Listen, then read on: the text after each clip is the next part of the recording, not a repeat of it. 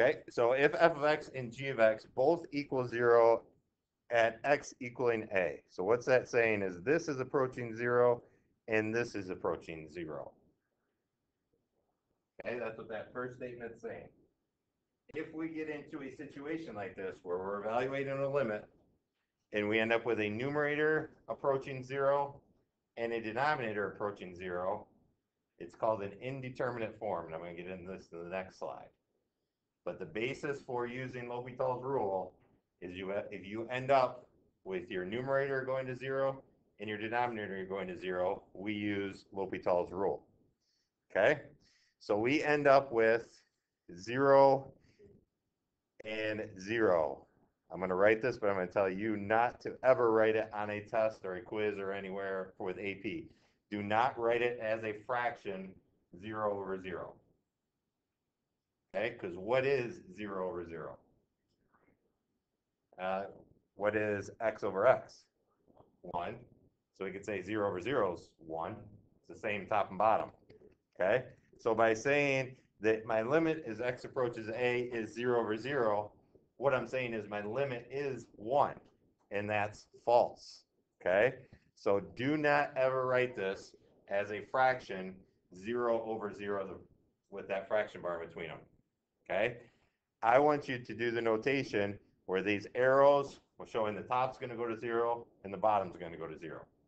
Because I went to a AP calculus training and somebody who was in there was an AP test grader, and he said that when they were grading the question on L'Hopital's rule, if a student wrote it as a fraction at 0 over 0, they took points away. They want to see it as that arrow signifying that the numerator is going to 0 and that arrow signifying that the denominator is going to 0. All right?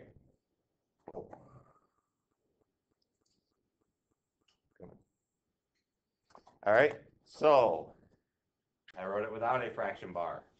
So what does 0 in my numerator and 0 in my denominator tell me? It tells me nothing, okay?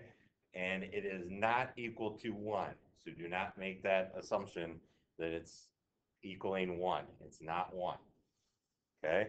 This is what's called indeterminate form. We cannot determine what the limit is. We ended up with the top going to 0, the bottom going to 0. That's called an indeterminate form.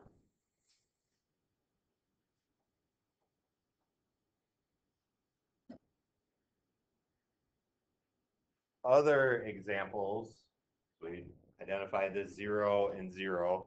Could also be infinity in the numerator. I should probably put a comma between these two. These are separate. Could have infinity in the numerator and infinity in the denominator. If we write that as a fraction, that's equivalent to 1, but it's not 1. It's saying the numerator is going to infinity, the denominator is going to infinity. But we can also have numerator going to negative infinity, denominator going to negative infinity. All three of these are indeterminate forms. They are not telling us anything. We can't determine anything from this. Okay? So what I want you to remember is, again, we're talking about limits. And limits are always talking about what it's approaching. So, again, I wrote it with this fraction bar just to show you that I don't want you to write it this way. But the limit is approaching 0 over 0, infinity over infinity, negative infinity over negative infinity. But don't ever write it with that fraction bar. You can put those arrows that signifies that the top is going to 0 or approaching 0. The bottom's approaching 0 or infinity or negative infinity or whatever. Don't ever write it as a fraction.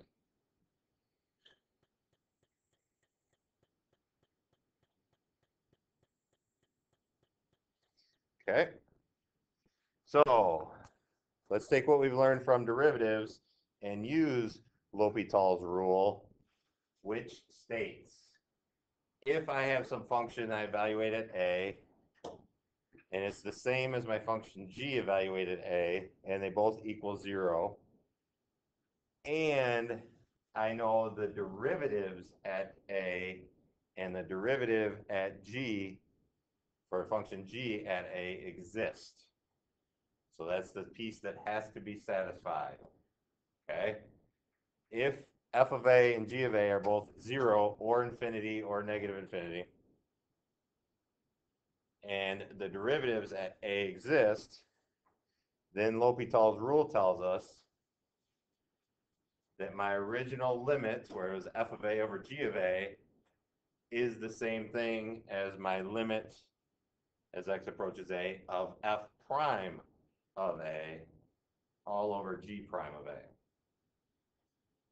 So if we get that indeterminate form, we can simply take the derivative of top and bottom, then evaluate the limit using substitution. That will tell us the actual limit. So we're kind of taking it a step beyond. Originally it was the indeterminate. We do the derivatives piece, and then now we can actually do the limit to find out what it is. All right, that's all L'Hopital's rule is. It's just telling us, okay, if you can't do it, take it a step further, find the derivative of the top, find the derivative of the bottom, then evaluate the limits. Easy enough, right? Okay, so let's actually do one. Let's find the limit using L'Hopital's rule. So if we were given this one, the limit as x approaches 0, square root 1 plus x minus 1 all over x. If I were to evaluate this using substitution, I could see, well, square root of 1 plus 0 is square root of 1, which is 1. 1 minus 1 is approaching 0. Denominator, if I put 0 in here, it's approaching 0. So I'm in that indeterminate form. So now I can use L'Hopital's rule. So I need to find the derivative of the top and the derivative of the bottom. So my top was the function 1 plus x minus 1. I'm going to write that as 1 plus x to the 1/2 power minus 1.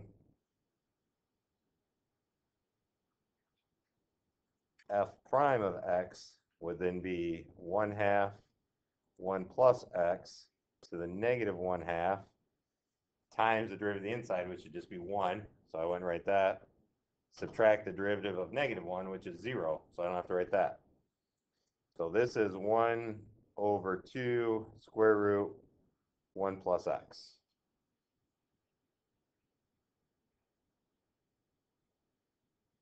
And g of x was x, so g prime of x is 1.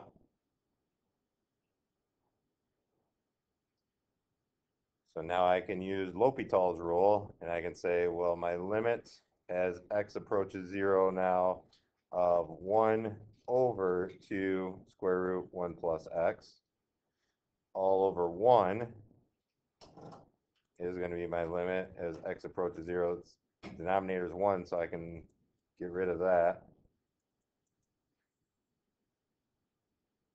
Now I can use substitution. My top, my actual limit now, my top stays as 1. If I put 0 into my denominator for substitution, I have 2 times square root of 1, so it's just 2. So the limit of this original function, limit as x approaches 0, square root of 1 plus x minus 1 all over x, the limit is 1/2. We couldn't do it how it was originally set up. We could apply L'Hopital's rule, find the derivative of each, then evaluate the limit to find out what it is, and it's 1/2.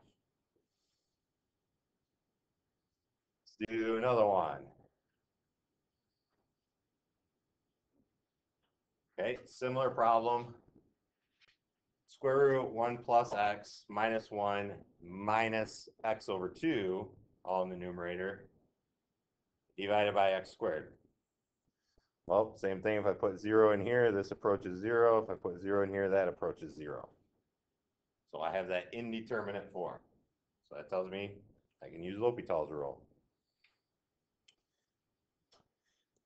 So f of x is 1 plus x raised to the 1/2 power minus 1 minus x over 2, which I would write as 1/2 x.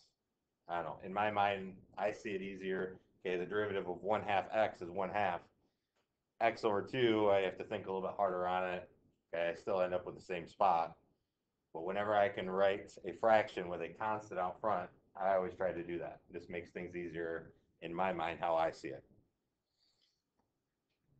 So then f prime of x would be 1/2, 1 plus x to the negative 1/2. Derivative of negative 1 is 0. Derivative of negative 1/2 x is a negative 1/2. So this is 1 over 2 square root 1 plus x minus 1/2. We're just going to leave it like that for now.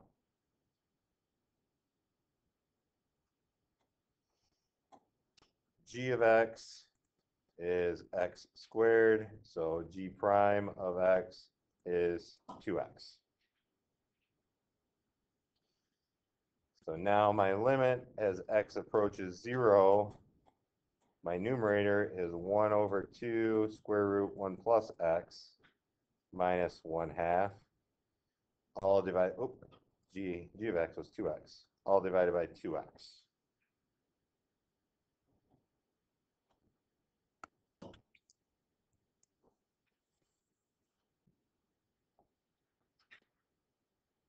If I were to substitute in 0 now in the numerator, what do I end up with? 1 divided by 2 square root 1 plus 0. Subtract 1/2 is what? 0. So this is going to 0. 2 times 0, this is going to 0. So we're still in an indeterminate form. So what we have to do now is find second derivatives. So we're going to keep going. So the second derivative of this, so if f prime of x was 1 over, let's rewrite it. Let's put it back how we had it. 1/2, 1 plus x to the negative 1/2 minus 1/2. F double prime of x is going to be 1/2 times a negative 1/2, 1 plus x to the negative 3/2, and then derivative of that negative 1/2 on the end is 0. So this becomes negative 1 all over 4, and then 1 plus x to the negative 3/2. Oh, not negative 3/2, positive 3/2.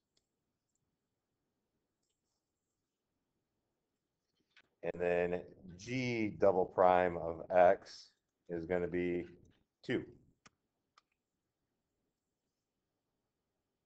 So let's do this again. So my limit as x approaches 0 now of negative 1 all over 4 times 1 plus x to the 3/2, all divided by 2.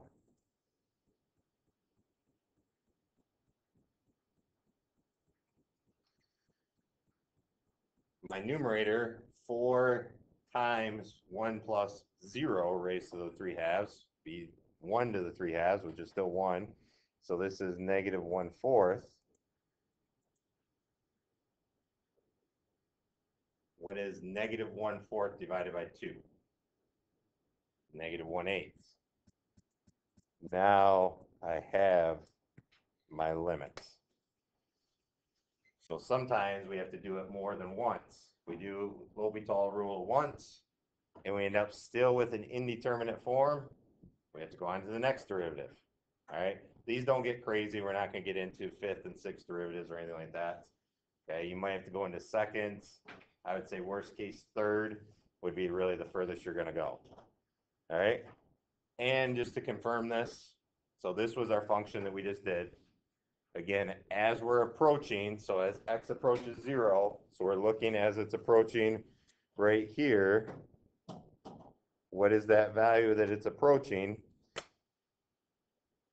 Pulling up on the table, negative 0.125, negative 0.1249, 1/8 is 0.125.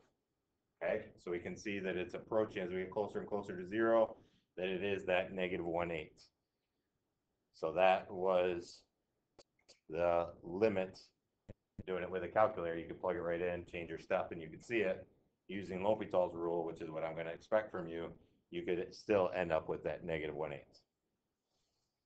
Cool? Easy? It is easy. Okay? 8.2 in Math Excel, due Thursday, tomorrow, by midnight. Okay? You should be able to finish it up tonight. And then you won't have to worry about anything for Thursday, Friday, Saturday, or Sunday. Monday, we will start reviewing for the test, which will now be on Thursday. So I'm pushing that from Wednesday to Thursday. Test format is still to be determined. I'm not sure if I'm going to give you as PDFs and have you take pictures and send it back to me.